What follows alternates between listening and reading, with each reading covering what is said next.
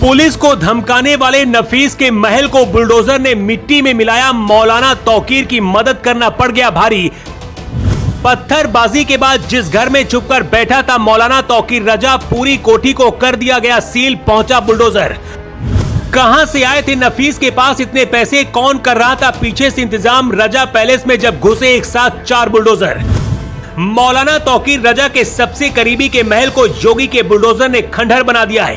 अब तक हिंसा में शामिल 83 से ज्यादा लोगों को जेल में भेजा जा चुका है और दंगाइयों की अवैध संपत्ति को बुलडोजर से रौंदा जा रहा है। लेकिन जब रात के अंधेरे में योगी के बुलडोजर टॉर्च की रोशनी में रजा महल को ध्वस्त करने पहुंचे तो तस्वीर देखकर नफीस भी फूट फूट कर रोने लगा।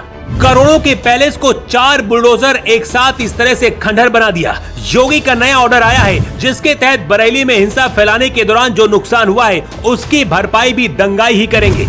योगी आदित्यनाथ ने कहा है, गजवाए हिंद भारत की धरती पर नहीं होगा, जो भी उपद्रव करेगा उसको जहन्नुम का टिकट कटवा कर दे दिया जाएगा। अगर किसी ने त्योहारों के उत्सव के बीच उपद्रव करने की कोशिश करी तो उसे ऐसी सजा दी जाएगी कि उसकी आने वाली पीढ़ियां भी उसे याद रखेंगी। जो लोग इस मानसिकता के साथ जी रहे हैं कि अराजकता उनका जन्मसिद्ध अधिकार है, तो उनको अपनी गलतफहमी दूर कर लेनी चाहिए, क्योंकि अब सरकार हमारी है जो अपराधियों को मिट्टी में मिला देती है। बरेली में प्रशासन का बुलडोजर एक्शन लगातार जारी है। डॉक्टर नफीस के रजा पैलेस पर अवैध निर्माण को लेकर कार्रवाई की गई और एक साथ 4 बुलडोजर से महल को गिरा दिया गया। बीडीए के अधिकारियों का कहना है कि मौलाना तौकीर के करीबी नफीस की और भी कई संपत्तियां जांच के दायरे में। ऐसे में ये जानना बहुत जरूरी है कि आखिर नफीस के पास इतना ज्यादा पैसा कहां से आया रजा पैलेस बनाने के लिए, और बाकी की संपत्ति कैसे जुटाई। नफीस वही शख्स है जिसके एक इशारे पर बरेली में हजारों की मुस्लिम भीड़ इकट्ठा हो जाती थी। जहां भी माहौल बिगाड़ना होता था वहां मौलाना तौकीर रजा के इशारे पर नफीस अपना काम शुरू कर देता था और इसके बाद पूरी तैयारी के साथ ईंट पत्थर इकट्ठा किए जाते थे। इसके बदले में अवैध जमीनों पर कब्जा करके निर्माण और उसके किराए से पैसा कमाता था। एक तरीके से स्थानीय माफिया की तरह काम करता था। बरेली पुलिस ने मौलाना तौकीर के करीबी और हिंसा में शामिल संदिग्ध करीब ऐसे 350 आरोपियों के मोबाइल नंबर सर्विलांस पर लगाकर उनकी लोकेशन ढूंढ रही है। इसके साथ ही भड़काऊ पोस्ट करने वाले 117 सोशल मीडिया अकाउंट की भी जांच की जा रही है। बरेली पुलिस रेलवे स्टेशन और बस स्टैंड के सीसीटीवी वीडियो भी खंगाल रही है। पुलिस को इस बात का शक है कि हिंसा में शामिल बहुत सारे आरोपी शहर छोड़कर भाग गए हैं। ऐसे में रेलवे स्टेशन और बस स्टॉप में लगे सीसीटीवी से उनकी पहचान की जा रही है।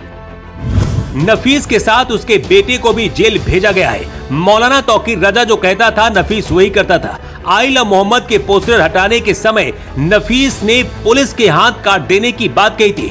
उस दौरान उसे लगा था कि मौलाना तौकीर उसे बचा लेगा, लेकिन तौकीर रजा अब खुद जेल के अंदर बैठकर योगी से गुहार लगा रहा है और अब नफीस का भी वही हाल हो गया है। जिन मुसलमानों को लगता है कि बरेली में आई लव मोहम्मद की वजह से यूपी पुलिस ने कार्रवाई की है, वो शायद गलत है, क्योंकि इसका जवाब डीआईजी अजय कुमार साहनी ने दिया है। अजय साहनी ने कहा कि आई लव मोहम्मद के पोस्टर कभी मुद्दा ही नहीं थे, बल्कि आपत्ति बड़ी संख्या में लोगों के इकट्ठा होने को लेकर थी। पुलिस पर पथराव करके माहौल बिगाड़ने की कोशिश की, जिसकी वजह से पुलिस को कार्रवाई करनी पड़ी।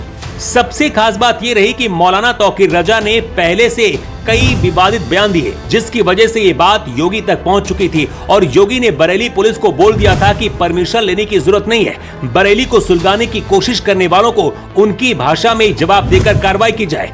करीब 1 हफ्ता हो गया है, लेकिन अभी भी तोड़फोड़ की कार्रवाई जारी है।